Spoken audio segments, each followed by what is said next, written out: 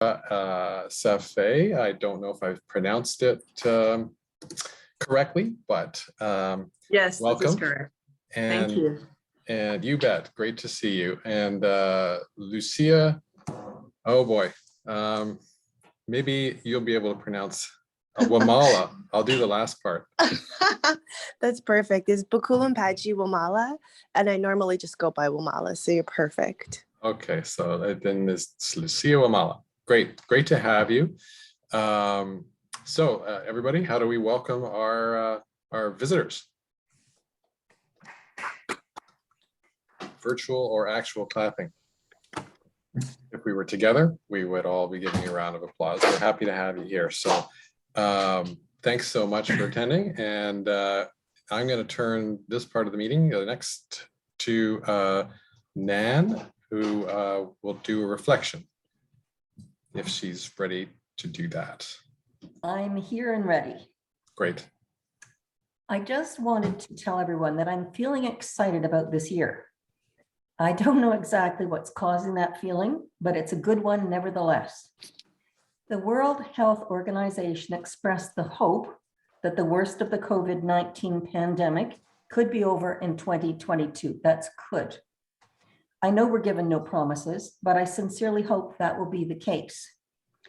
In the meantime, new restrictions have been imposed on Ontarians, and we have to once again muster our strength to remain positive in a difficult situation. I read a quote from Charles Darwin that seemed appropriate, and it reads as follows: "It's not the strongest of the species that survive, nor the most intelligent, but the one most responsive to change." I thought that was so appropriate. We've been through so much.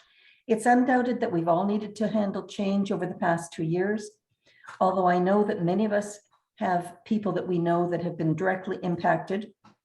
Many may now even not be with us, leaving the rest of us to grieve. We as a society have pulled together, buckled down, and hopefully we've done what was necessary. I trust that all our sacrifices will be rewarded with a return at some point this year to the life that we have been privileged to enjoy in years gone past in Canada. We just need to hang in there a little bit longer. Happy New Year to everybody. Great, wonderful. Thanks, Nan. I should circle back, and I don't have the birthday list, but if anyone is having a birthday, could they please raise their hand so that we can recognize? Tim, you know this group. No one's going to admit to that. I didn't ask for the actual age. But I realized I was exposed to asking that question. I have been canvassing people to get the birthday list. At the moment, we don't have it. But if you're having a birthday, happy birthday. We'll come back to it. So I guess then what I want to find out, well, next we'll go to Happy Bucks. Who's got a Happy Buck?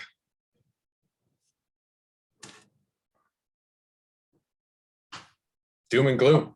I'll start with 10 happy bucks here. The fact that we have two visitors who really had the pleasure of talking in the last couple of days. And also remind you of the Tuesday talk coming up at the district. We're going to have a real eminent speaker from the Global Footprint Network. So you'll find that quite enjoyable. And 20 happy bucks for me being safely back home. Thank you. I'm going to give 20 happy bucks, 10 of it for being such a successful tree of remembrance for us. And the other 10 bucks is for me being able to be in Florida and not being up there where I could be locked down.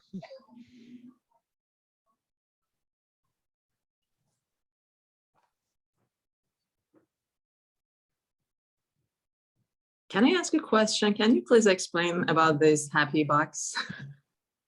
I see we have Tanya with us. So welcome, Tanya. Sorry. Tim, would you like to explain Happy Bucks to our guests? Yes, yeah. Sure.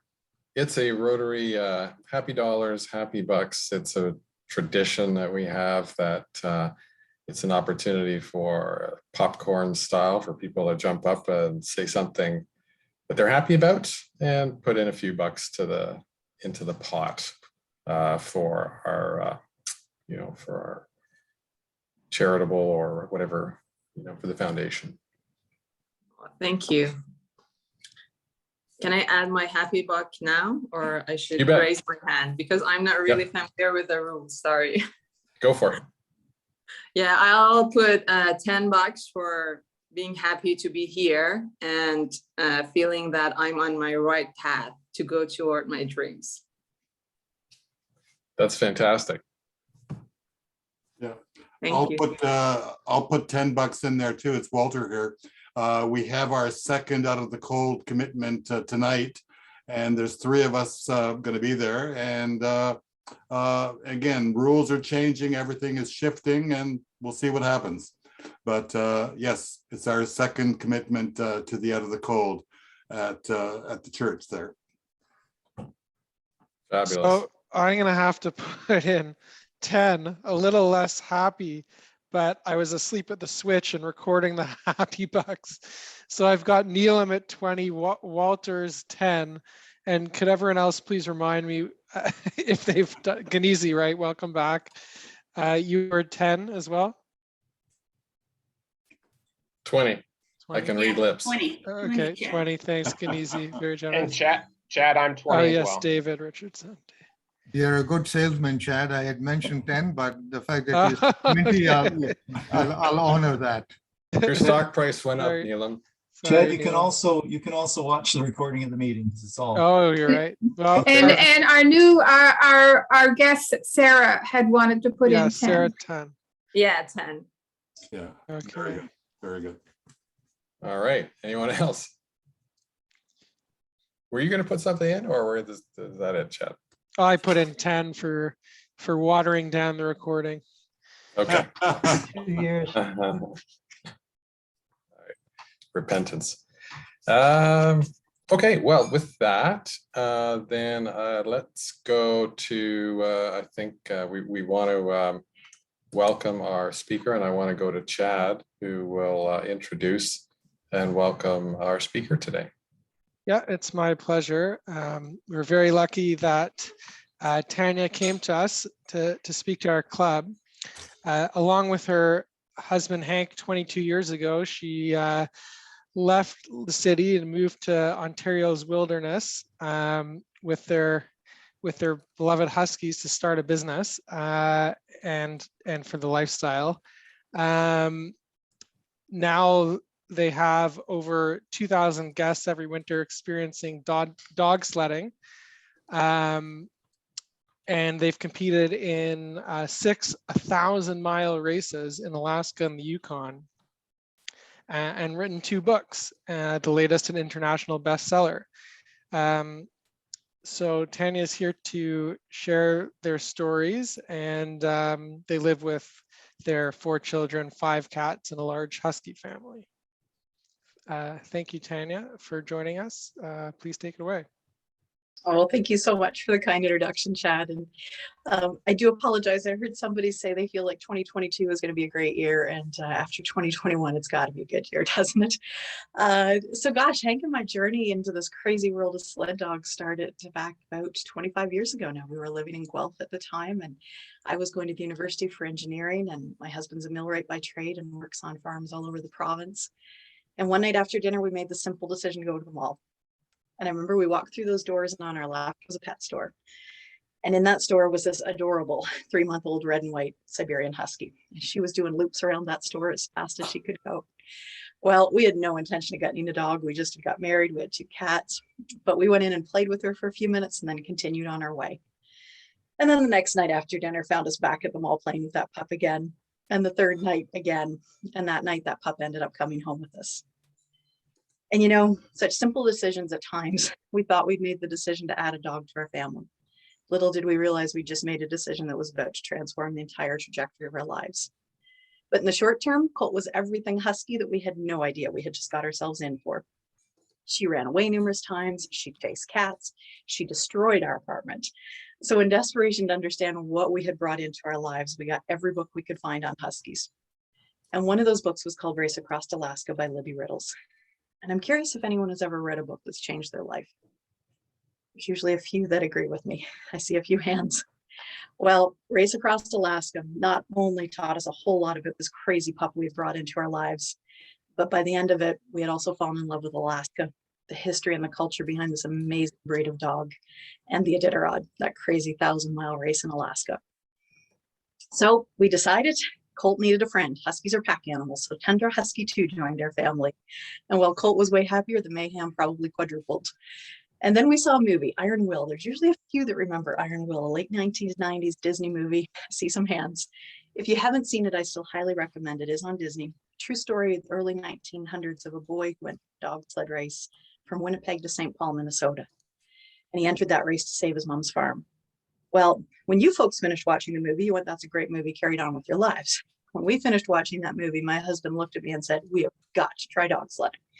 So Husky 3 and 4 joined our lives. Ice and Lucy, I got Hank a sled and harnesses for Christmas, and we were dog sledder. After work and school and weekends, we go out to Guelph Lake area, conservation area, and just have fun with our dogs. But of course, 4 dogs is one team, and we both like dog sledding. So it wasn't long before Storm joined our family, Midnight Mackenzie joined our family, and we each had a team. By this point, I graduated engineering, and I was commuting from Guelph to St. Catharines every day for a job. Hank was still traveling the province. And we just became passing ships. And we're like, gosh, like this is not why we got married.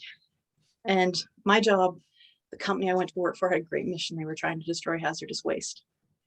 Fortunately, as the technology went pilot scale, we weren't actually doing that. We were just concentrating into a deadlier hazardous waste. Things were being swept under the carpet, not exactly the news you want to give to shareholders. And 2 years into it, by the time I got my PN, felt sick going to work every day because making things worse is not why I spent 5 years to school. So needless to say, we were looking for options. And I remember on the phone one night, a friend said to us, why don't you turn your love for your dogs into a business? And I remember we looked at each other and went, man, could we do that? And the more we talked about it, the more excited we got. So I know Chad's a banker. Are there any other bankers on this call by chance? I'm a reformed banker. Yep. Well, I don't know if our business plan had landed on either of your gentlemen's desk, how it would have gone. But from my experience, 22 years ago, putting a business plan on 30 banks' desks in Southern Ontario with a picture of a dog sled team on the front cover did not go well. So, you know, we'd either get a chuckle when the plan handed it right back to us or just silence, no matter how many calls we left. So about 3 months into this, we're like, you know, gosh, maybe this isn't such a great idea. No one will even talk to us. And then out of the blue, we got a call from the Royal Bank in Huntsville. To this day, I have no idea who, but somebody had sent our business plan north. Well, they asked us to come for a meeting. And when we left that meeting, we had a signed small business loan. What we didn't know at the time was the bank manager who signed that loan was 2 months away from retiring. And he told the colleague that got his job, he's like, I'm pretty sure this young couple's good for the money, but you know, in case it goes south, it's going to be your problem to deal with because I'm at the door. So that was the vote of confidence that got us started in business. But September 1st, 1999, Hank and I quit our jobs, rented out our house. And I remember it was about 8 o'clock that night when we handed our keys to our new tenants. Our 2 pickup trucks loaded with our 3 cats, our 7 dogs, trailer with all our belongings. We started the 4-hour drive north to Halliburton to our new home.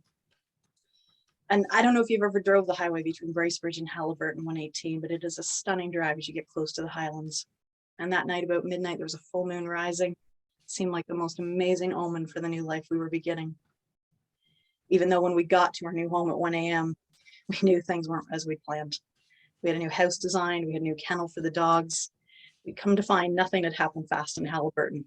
So all we drove home to that night was a big driveway that went up into the hills, 2 massive holes in the ground where those buildings should have been. No hydro, no water. We did have a phone. Bell Canada had showed up on time. And with no house to install our phone, they'd simply nailed the jack to a tree. So we had a phone on a tree, and that was about it. And to make things a bit more interesting, I was 8 months pregnant with our first child. Now, to say our friends and family thought we'd lost our minds, a bit of an understatement. But thankfully, they showed up on weekends, thanks from a huge Dutch family, and helped us build as fast as we could go that fall.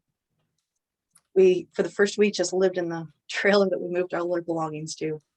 And then we found a dilapidated motorhome a family rented us, and we moved into that. And that's what we brought our newborn son home to. By November, when snow started to fall, we realized there was no way we were ever going to have the house done in time. And we had to focus on our business because we were so out of money. So we made the decision to move into the kennel. We had finished that first because we had more dogs joining our family. We had to have a place to put them. And a lot of people kind of look when I say we moved into the kennel, but our dogs are pretty spoiled. So they have radiant heat through their floor, a full grooming room, bathroom, kitchen. So really it was like a small apartment we moved into with our dogs.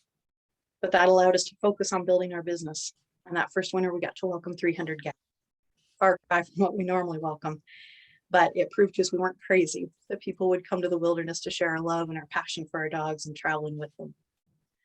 And a year after we moved to Haliburton, we finally moved into our new log home where I'm standing today. And I've been asked so many times over the years what kept us going that fall when we had no home, a new baby, no income, no real hope at immediate time for 3 months. And I think it's two things. The first, we had burned our bridges. Our house was rented to a lovely family. Our jobs were gone. I can't be 100% certain that if that hadn't happened, I'd still be standing here today. I honestly think at one point in that fall, we would have went, this is crazy. Let's just go back to the life we know that's safe. That option didn't exist. And when you can't go back, it forces you to become incredibly resourceful to find ways forward. And the second reason I say half jokingly, but also in all seriousness, Hank and I both never questioned our sanity on the same day. Days that I would be like, what have we done? He'd be like, no, it's coming together. Like, look at how much progress we've made in a week. Here's where we'll be in a month. This is the life we're building. And days that he was questioning what we had done, I would be that support for him. Because when you're chasing a big dream or a big goal, most people don't see the vision that you see. But having somebody that shares that vision, that helps prop you up in those tough days, is so crucial to getting through them. But the other reason we moved to Haliburton was Hank had decided he wanted to run the Iditarod one day, that crazy 1,000-mile race in Alaska. And you sure can't do that and have a normal job. And we knew it would take time to build the business to the point we could afford for Hank to step back and focus on training one team. But the first weekend in March 2010, found Hank and I, 16 dogs, 4 children by that point, in Anchorage, Alaska. And the best way I can explain the Iditarod, it's like the biggest state party you can imagine. It is a celebration of everything Alaskan. The first day is a 13-mile ceremonial run just through the streets of Anchorage. They truck in snow for a week to make the trail. And there's vendors and barbecues and tailgate parties everywhere you look. And then on the Sunday, you go north to Wasilla, and that's where the race officially kicks off on this huge lake. The year we ran, there was 83 teams. So you can imagine 83 teams, 16 dogs a team. That's over 1,000 dogs on this lake. And the teams go out on 2-minute intervals. So we got close to the starting time. The energy, the noise is absolutely insane. You can't even hear yourself think. The dogs are so excited. Finally, Hank's bib was in the mid-40s. It was time for us to start getting our dogs ready. Remember, Iditarod sent about a dozen volunteers to help, and we got dogs harnessed and hooked into the line. To give you a feel, a 16-dog team is about as long as a tractor trailer. And while it's fast off the start, it's the power that's so incredible because it's 800 pounds a dog versus my husband's about 170 pounds. So finally, 16 dogs in a line, we start making our way to the start. We watch the team in front of us go, and we pull under that big arch, and our 2-minute countdown starts. And Hank's routine is the same at every race. The first thing he does is he sinks these 2 big hooks into the ground, like a parking brake for a dog sled. But as he does that, 2 guys crash to the ground and physically grab the sled to hold it in place because the dogs are just lunging and leaping. They want to go so bad. And Hank runs to the leaders at the front of the team. He gets down, connects with them eye to eye, ruffles their fur. You can literally feel the energy going back and forth between Hank and the dogs.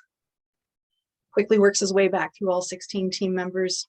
30 seconds, he's back at the sled. Kids get a big bear hug. I get a big hug, love you. See unknown, please be careful.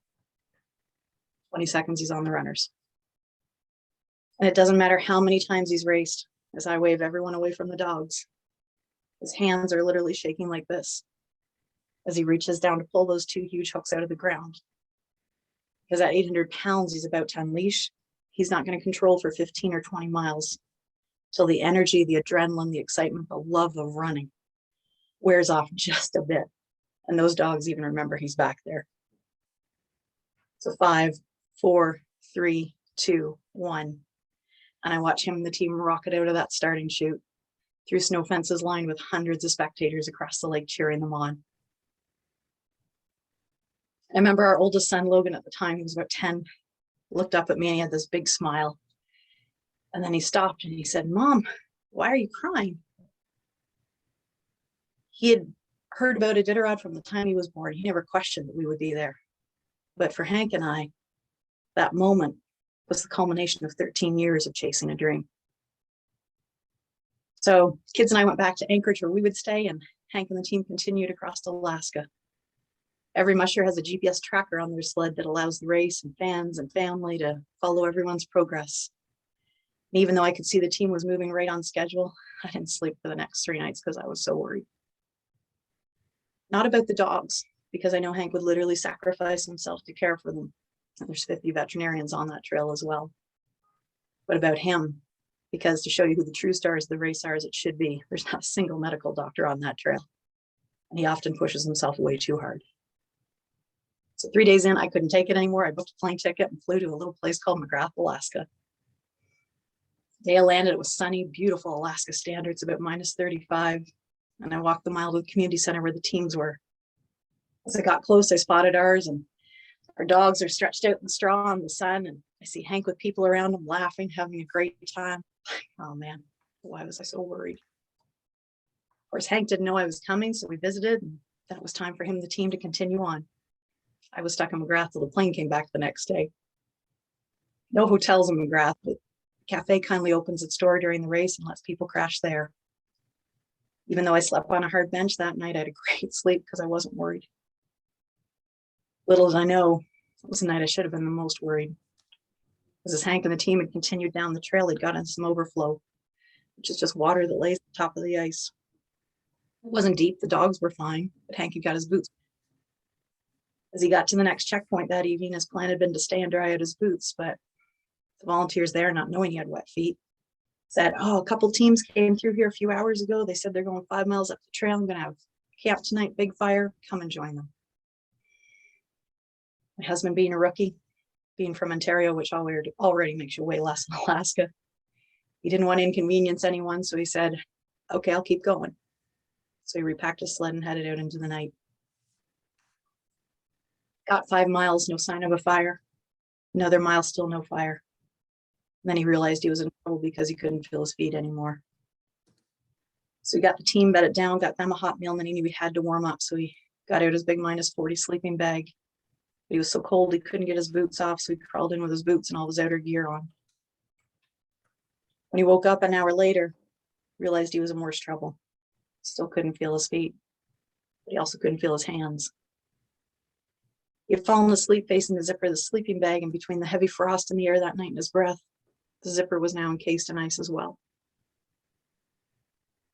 Said he has no idea how long he lay there that night, but he very clearly remembers the 3 thoughts that went through his head.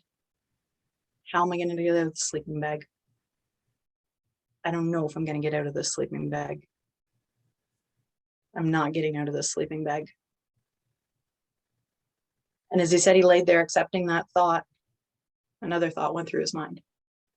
What will happen to my team if I don't get out? And of course, the dogs would have been fine. They're meant to be in Alaska. There's planes and snowmobiles travel the trail all the time. But in the middle of the night, that didn't occur to him, thank goodness, because that motivated him to find a way. Tiniest bit of the toggle, the zipper was out of the ice, and he got it between his teeth and he started to work back and forth until the ice started to crack. He was able to leverage his way out.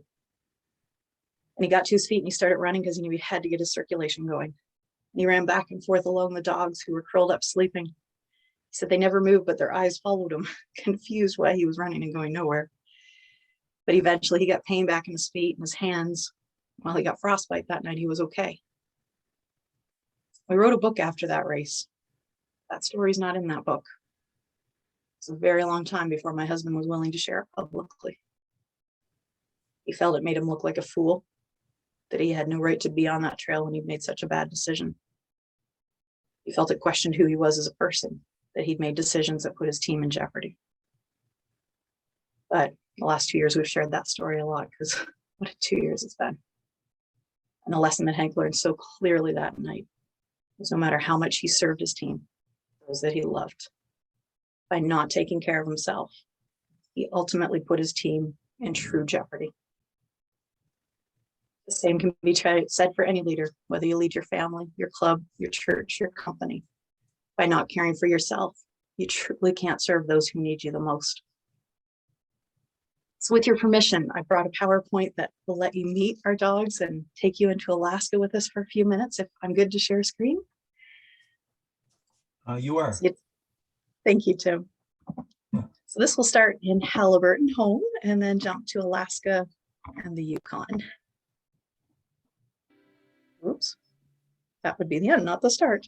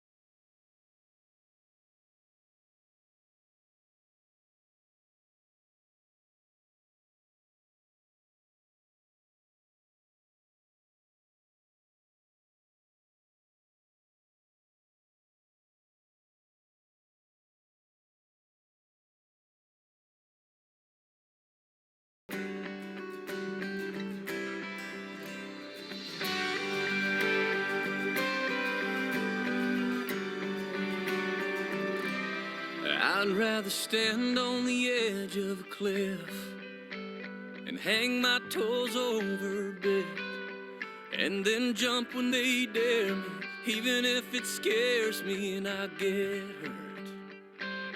I'd rather build my wings on the way down, do my best not to fall to the ground, and then laugh at my mistakes, 'cause they're only lessons I'll learn. I'd rather burn with desire deep in my soul and love like a fire that's out of control, and laugh and dance and fall, chance and kiss. I'd rather live my whole life with a sense of abandon, squeeze every drop out no matter what happens, and I wonder what I've missed. I'd rather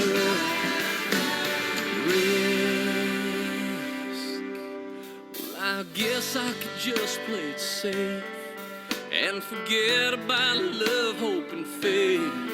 With my eye on the shoreline, keeping my boat tight and staying home. Oh, but I'll never discover new land by keeping my feet on the sand. No, I'd rather set sail and get carried away by the storm. I'd rather burn with desire deep in my soul and love like a fire that's out of control, and laugh and dance and fall and chance and kiss. I'd rather live my whole life with a sense of abandon, squeeze every drop out no matter what happens, and I wonder what I've missed. I'd rather risk.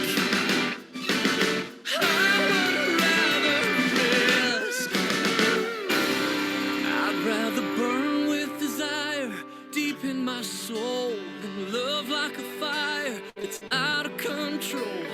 Live my whole life with a sense of abandon, squeeze every drop out no matter what happens, and I wonder what I've missed. Oh, I just can't resist a chance to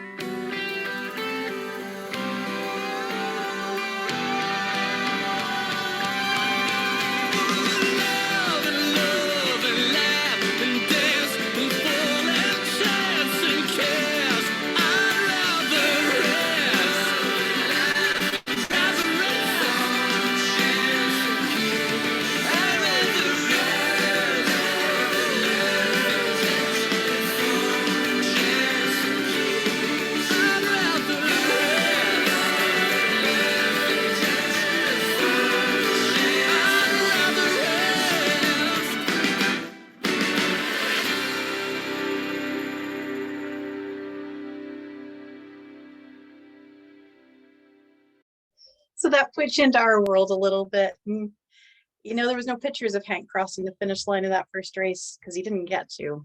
He got about another 300 miles up the trail and was told he wasn't traveling fast enough and was pulled from the race. They flew him and the team that afternoon further up the trail to the bigger hub of Unalakleet on the Bering Sea. Then it took us a couple days to get them flown out of remote Alaska back to Anchorage. I remember watching the plane land. They let us take the truck into the runway to meet the team.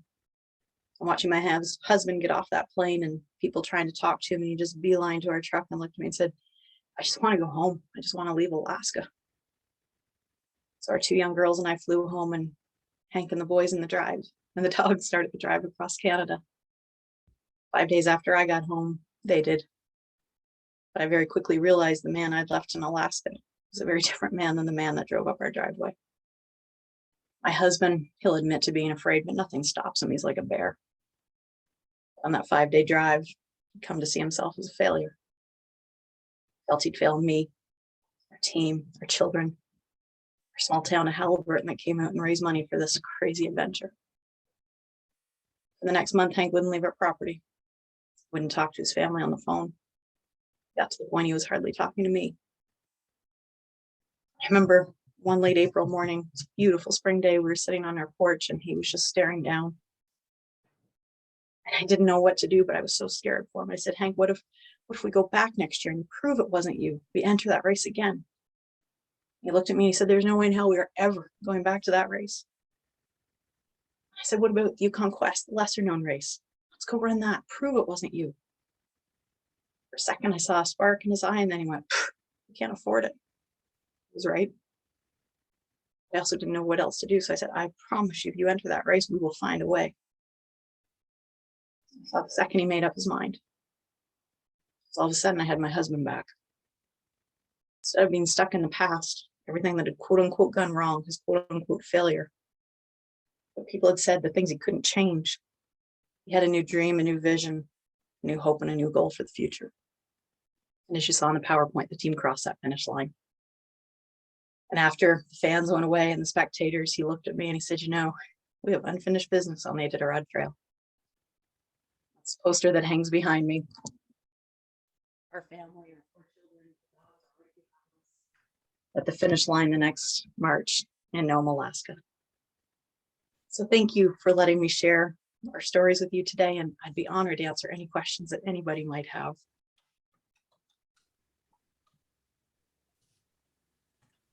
Thank you. Tell us about the different characters of the Huskies. I know they're just fascinating animals. They truly are. You know, they're just as varied as people. Their personalities are incredibly unique. Their strengths, their weaknesses are incredibly unique.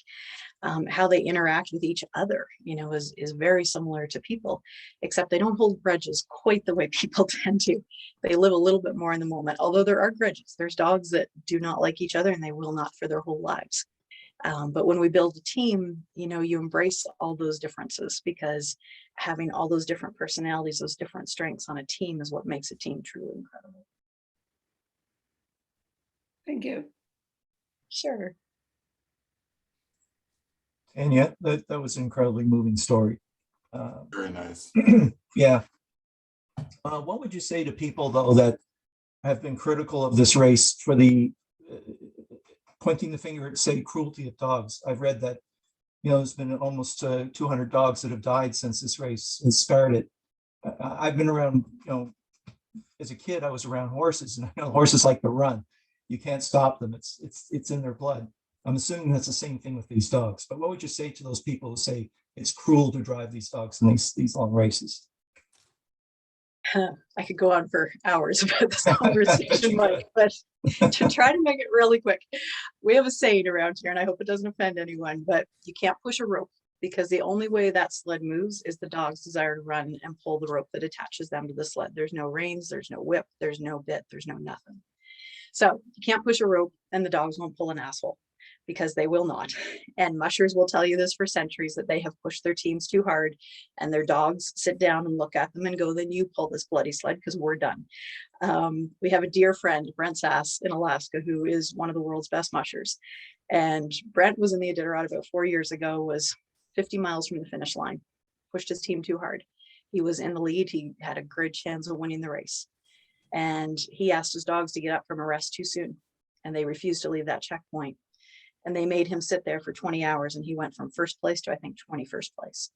And Brett laughed and said, I broke the code. I broke trust with my dogs. That's the one thing a musher can never do. So that's my first answer. Second answer is, I've had the great pleasure of speaking. I think you guys are around our 140th Rotary Club in the last year. And I know your 4-way test. And the first one is at the truth.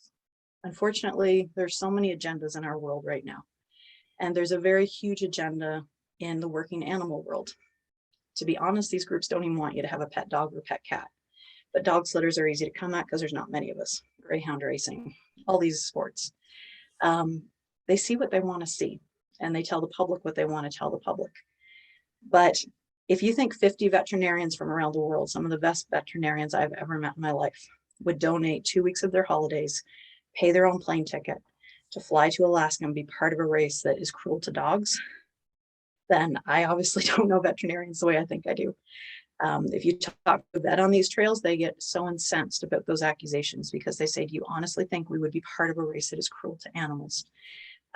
So again, you see what you want to see, and if you want to see bad, you're going to see bad. But if you know these dogs and you watch them run, you can never believe that they're being forced to do anything because they live to run. And that, I was going to say that the devil's in the details, and you quote a number of 200 dogs, but what did they die from? Well, and that number is not actually accurate. The Iditarod's, like, I have no idea where they come up with that number because they do track it very carefully. I believe the Iditarod's number is around 40 dogs over 50 years. And the veterinarians will say that a lot of those dogs would have unfortunately passed whether they had been at home. I mean, these dogs go through blood work, they go through EKGs before they even step foot on the trail. So they say that a dog on the Iditarod Trail has less of a chance of dying than a general population of any given 1,000 dogs anywhere in the world. But again, you see what you want to see. I agree. You get one last question though. How do you afford to feed these animals? They must eat a ton. They do. Our summer food bills are about $5,000 a month, and in the winter that jumps to about $6,000. A month? A month? A month, yeah. But there's months that I would happily trade our food bill for our vet bill. And then the years that Hank is racing, I don't even calculate the food bill because the race team eats so much raw meat. And that all comes out of our grocery store. So salmon, steak, hamburger, and what am I missing? Chicken. So yeah, I imagine if I did calculate it those months, we would probably go to $8,000 or $9,000 a month to feed the dogs. How we feed them, I mean, we do tours, so we teach people to dog sled. That's been our core business for 22 years, but needless to say, that got its legs taken out of it last year pretty quick when we went into lockdown. Thankfully, outdoor recreation was saved from the announcement on Monday this year, so we are still open, but last year we struggled to care for our dogs, and a business that we thought we built that was very stable instantly became very unstable. So we have always spoke a bit just when people asked us, but we leaned into speaking a lot harder, and that's helped us care for our dogs this year. So Rotary helped kick that off, and I will forever be grateful to Rotary for that. So tell us about your business. Is it in Halliburton, and how do we get in touch with you? Yeah, so we're in Halliburton, but 30 minutes north of the village, just right on the tip of Algonquin Park. And Winter Dance dog sled tours, just if you search Dog Sledding Ontario Winter Dance, we're pretty easy to find. So can we go and, as a family and go out on oh, that's great. For sure. When does the season begin? Usually mid-December. This year we started the 23rd, the latest ever. So not only COVID, but snow's being a challenge too. So, but I'm happy to say it's finally snowing wonderfully out here, and we usually get till the end of March. So.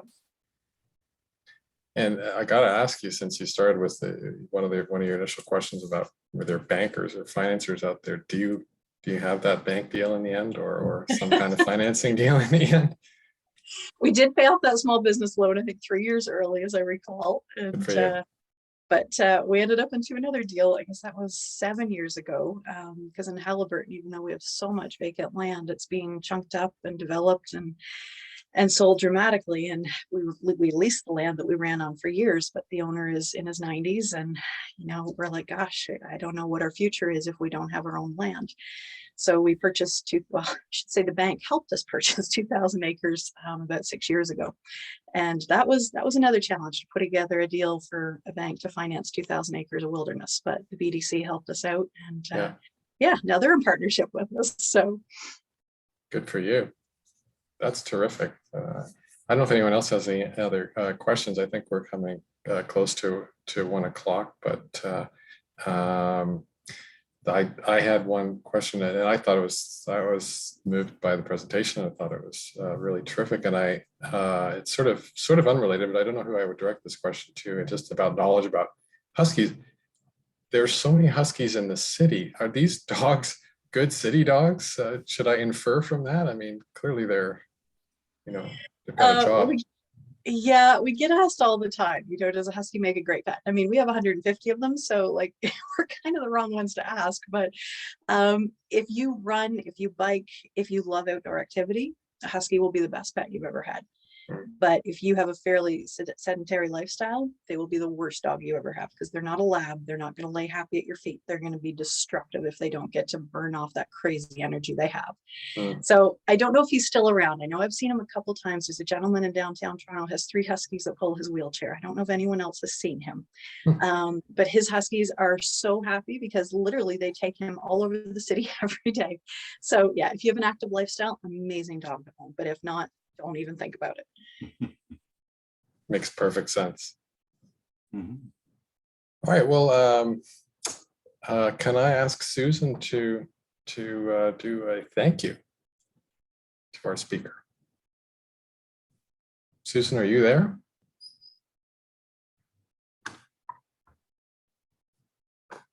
I see she's on mute. So I had her down as a thank you.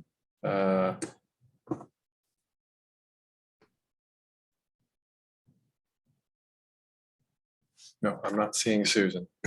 Okay. Well, Tim, if you want to do it, otherwise I'm more than happy to substitute. Go for it, Chad. Okay, yeah. Well, Tanya, thank you very much. I mean, such a personal and an intense story, and it is an inspirational story as well, that I think benefits everyone, even if they aren't a dog person, but I'm sure the people who are a dog person enjoyed it even more. So again, thank you for sharing such a personal story in so much detail, and just thanks for talking to our club. Thank you so much, Chad. It was my pleasure, and gosh, we wish you guys all an amazing 2022. As a supplementary thank you, Tanya, I'd like to say at Rotary we have speakers every week from around the world, and we tend to take them for granted. But occasionally we get speakers like you who are happy to share their stories, and we appreciate that very much. But we also appreciate this is how you pay the bills and you raise money for your dogs. And I'd like to leave with our executive committee to recognize that even though we don't normally give a monetary contribution to our speakers, I suggest that we consider doing that today. Thank you. Thank you, Ron. That is incredibly kind. But the work you guys do around the world just blows me away. Every call I was on one early this morning. I think it was Whitby. And I mean, they're raising food for children that have nothing in the Philippines and a well for a village in Uganda. And so I thank you truly, but whenever I'm on these calls, it makes me feel very blessed of everything we have in Canada. So I would just be happy if any fee was donated to one of those amazing projects that you guys are working on. And if anyone knows a company or an organization we could serve, that would be all the thanks I need. Thank you. All right, terrific.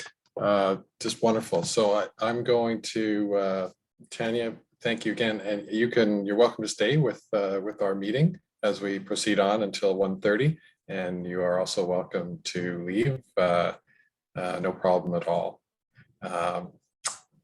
So then I will turn it to Mike for President's announcements. Thank you, Tim. Not a great deal to announce. Obviously, we're not going to have a raw Rotary after hours meeting for our guests. That's when we get together after regular meetings at a nearby pub and just enjoy each other's company over some cold brews and some food. And it's a great chance to just unwind. But as we're all aware now, all indoor dining has stopped in the city. So we won't be having one in January. The only thing I also have to announce is we have a couple of members who will be receiving a Paul Harris Fellow. Paul Harris is a proud tradition that honors the memory of our founder, Paul Harris. In order to be honored as a Paul Harris Fellow, someone must be recognized for their exemplary service to Rotary or contribute a sum of at least $1,000 to our foundation's annual fund, Polio Plus, or an approved foundation grant. Becoming a fellow is a tremendous accomplishment and an honor and a tangible way to make a difference in the world. And today I have the great honor of recognizing Nellum and Sandy, both with Paul Harris Fellows. This will be Sandy's third, for those that still don't know what this looks like. Sorry, it's rather blurry. But this is Sandy, so this will be his third.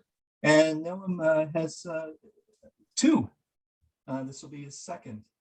So I wish I was here. We were all present, with each other, so I could present these pins, but we have to do it virtually from now. So congratulations, gentlemen. Thank you for your contributions. So, and that's it, Tim. Okay, thanks, Mike. Are there any committee announcements? John, I see you. You can unmute. Community Service Committee, always the first of the month. First of all, I'd like to thank everybody for everything they brought to the Christmas party, for the Drive for Warm, not going to say clothing, but items. We had 160 items donated in total. Mittens, toques, scarves, socks, sweaters, jackets, a vest, all kinds of stuff. It was really great. Thank you all very, very much. It was beyond my expectations for sure. Sandwich Sisters has continued throughout December. Our tallies there are 459 sandwiches, 18 dozen cookies, 12 and a half dozen baked goods, 19 bags of apples and oranges, and 184 drinks. So we continued on throughout, even though there was 2 holiday Mondays, we still delivered. We have pretty much got a starter kit ready to go next week, and I'm just waiting to hear back from Fred Victor as to what date works for them. Blood donors, we reached 13 donations for 2021. Thank you very much again for everybody who donated. I'm gonna still leave the bar at 10. Not sure what you think. I said it at 10, but I was really happy to see we passed that. So anyway, we'll see how it goes this year.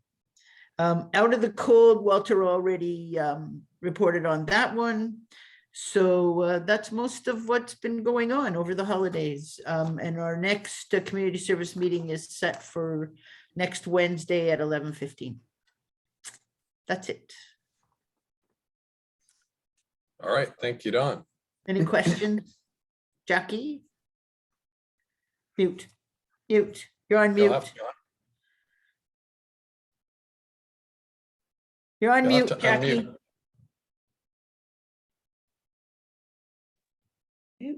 No There you go. questions for you, Don. Just a pleasure working with you Okay. on Sandwich Sisters. But Tim, I wondered if we had a couple of minutes, if I could just make an announcement about our twinning initiative with our Rotary Club in Istanbul. Yes, please go.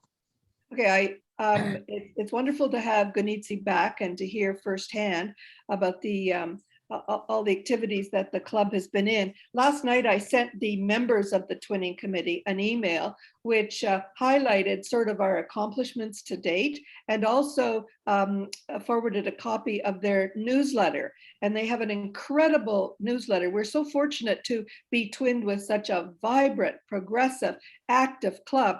And they've actually dedicated one whole page of their newsletter to our club. You know, they had a copy, David, you'd be happy to hear, they had a copy of the program for our fundraiser. They mentioned that Joe Clark was the winner of the 4 nights in Istanbul. And it's wonderful. And it gave me an opportunity just to kind of review all the things that, you know, have happened as a result of it. I mean, if you can imagine, we now have the Rotary Club in Istanbul supporting a Scarborough Rotary Club project in Cairo, Egypt. Now, is that not the power of Rotary? So if there's anybody who would be interested in learning more about this partnership and joining the Twin Initiative, please let Ganitzi or I know. And we are about to put out a suggestion as to whether or not you'd like to have kind of a 1-hour travelogue with a professor who speaks wonderful English and is a real expert on Istanbul. So we'll be getting back to you about that. Thank you so much. Thank you, Jackie. Excellent. Any other announcements going around? Looking around the room here, I don't see anyone jumping up. I wonder if I could, Lucia, I don't know if you're willing to unmute from it and just say hi. I see you're on camera now, so people can see you. Hey everyone, sorry if I look kind of crazy, like looking past you at some points. This first day of virtual school is a bit of a doozy, but hey, it's nice to meet everybody. It sounds like you guys are all fantastic and do fantastic work. I love the presentation. I actually used to have a Siberian Husky when I was a teenager, and hearing about if you don't have an active lifestyle, they'll destroy stuff. That is true. I was in high school and we didn't like to go home and walk the dog, and the dog ate the couches. And yeah, Huskies are wonderful, but you got to be prepared for them. Yeah, just want to say hi, and I look forward to getting to know more of you. And, you know, I want to join your club now. It seems really great. And one day I'd love to share with you guys the work that my company does in Uganda. But we have time. Sounds perfect. And that will be something that we can, I'm sure, fit in somewhere. So we'll carry on the conversation, I'm sure. Awesome. Thank you. Yeah, thanks, Lucia. Okay, I think we're on to Joe now for an update. We can't hear you, Joe, although you look like you were off mute.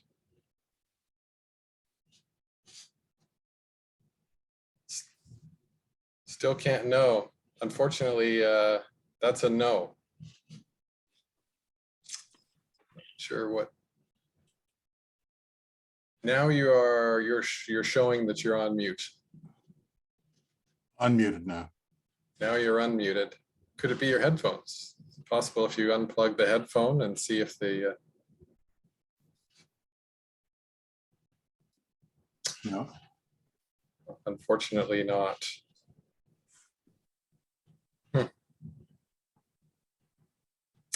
Okay, we'll have to do it another time. Unless you, the option would be to call into the meeting with the telephone. Well, hopefully it's not a relevant update next week, but I'm sure it will be.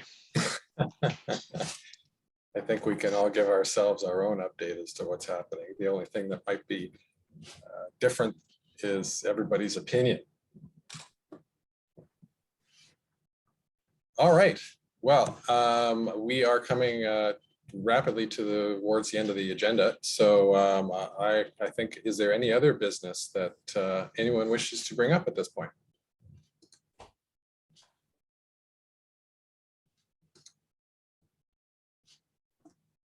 I should say regarding next week's speaker, we were hoping to get someone from Toronto Public Library. It doesn't look like it's going to quite pan out.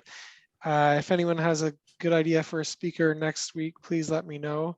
I may try to strong arm my wife if she's not working to give an update as to the emergency rooms in the province. But if you have a good speaker, that would please let me know.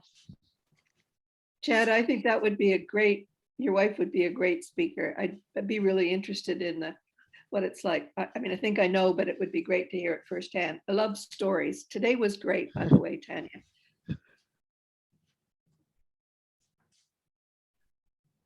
All right.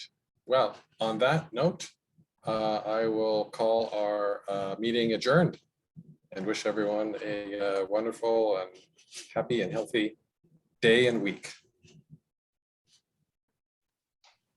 Bye. Thank you, everyone. Thank you. Bye, everyone. Bye, Thank everyone. you. Hi, everyone. Thank you. Bye, everyone. Thank you.